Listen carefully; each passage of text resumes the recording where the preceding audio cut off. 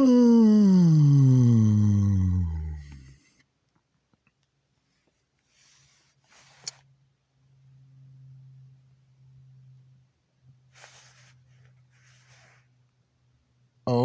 what a beautiful morning.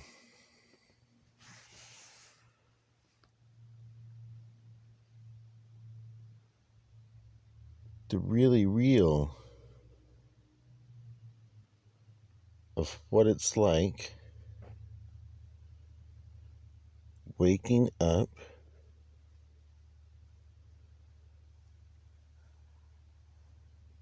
in van life. Or, as some might more appropriately call it, waking up after being forced into homelessness after a medical emergency that landed you in the ICU during COVID.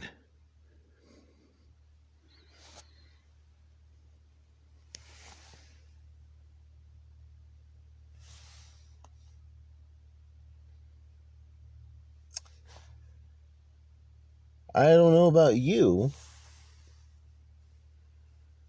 but I know that a guy like me who 20 years ago this month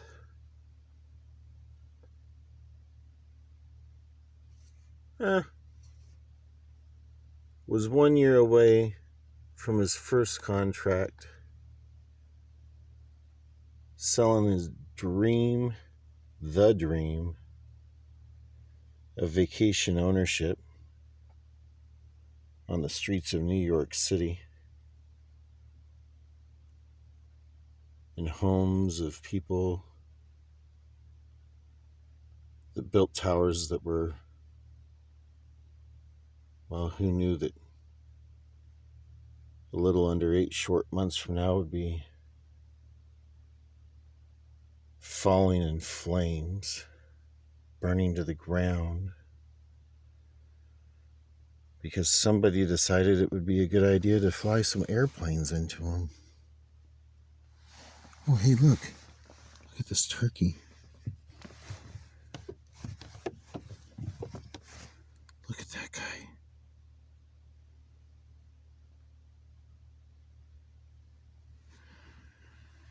I don't know, folks, but this is what I do know. Me and part of our oil dyno crew over here, also known as a phone holder with opposable limbs so I can mount it places, like those hand straps up there that I've got my fancy snow pant curtains and 2-decade-old Brooks Brothers leather jacket imported directly from China hanging as insulation now.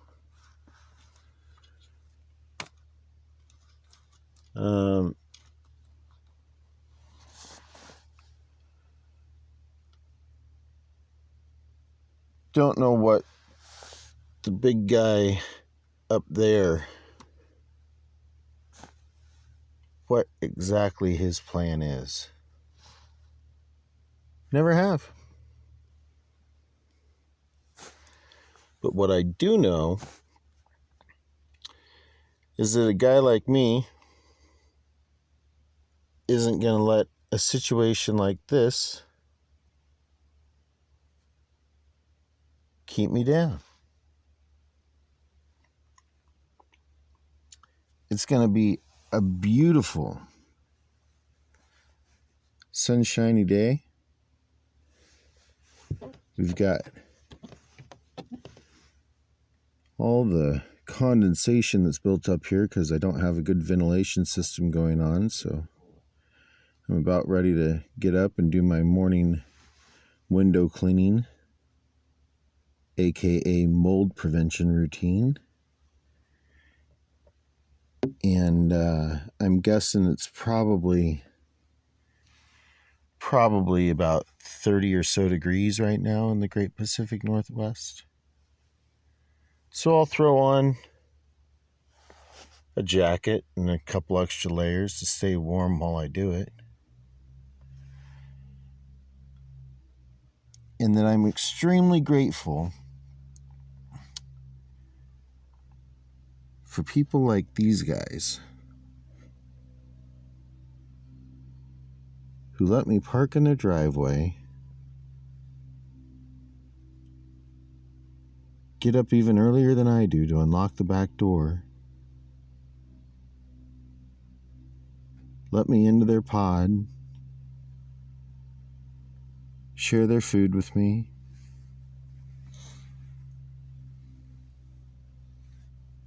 and let me poop, shower, and shave before I hit the road, chasing down greener pastures in the land of milk and honey.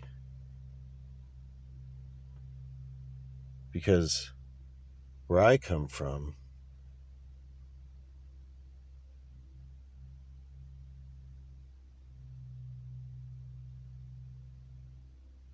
here in the wild, wild west,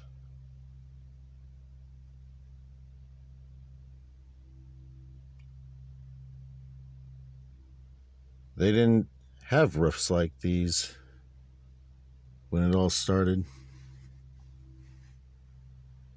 They came out on wagon trains from all across this great nation,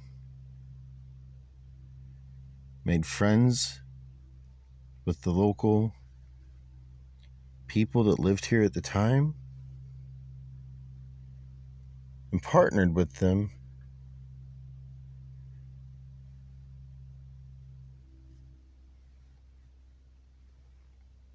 in the hopes that by working together,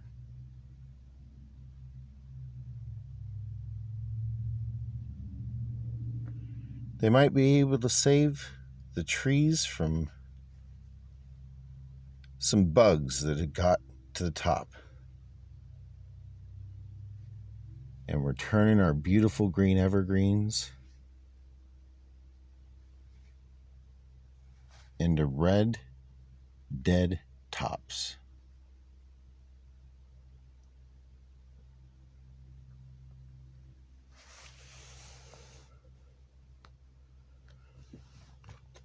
I 5 years ago was the social media team leader for this little book here called Life Sparks.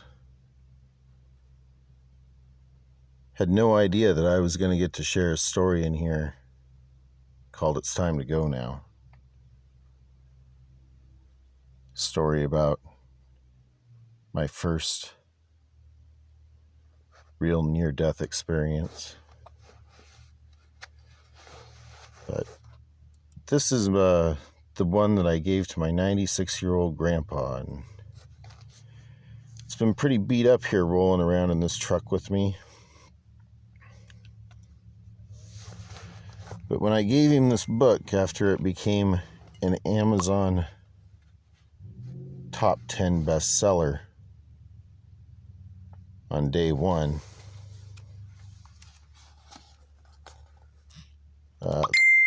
this is what I wrote to him. Grandpa Eddie, thank you for planting the seeds that grew the trees and sparked my passion to start my own business. You'll always be on the top of my hill. Nathan.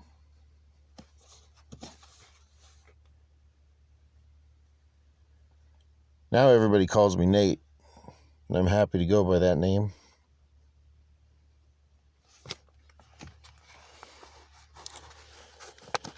So reading through the stories of all the other amazing authors that were part of this little book.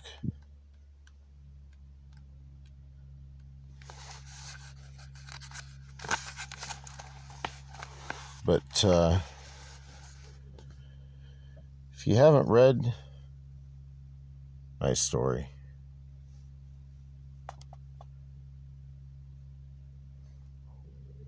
maybe someday I'll read it to you.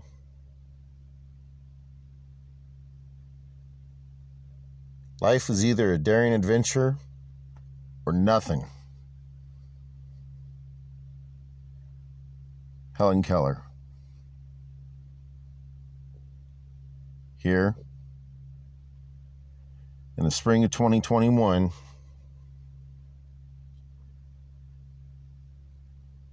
it's time for a call to action.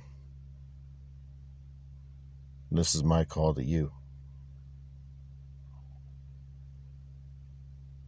Wake up, America.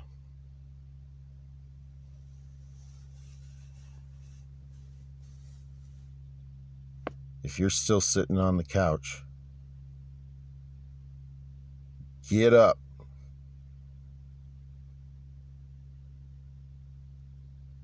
It's time to go now.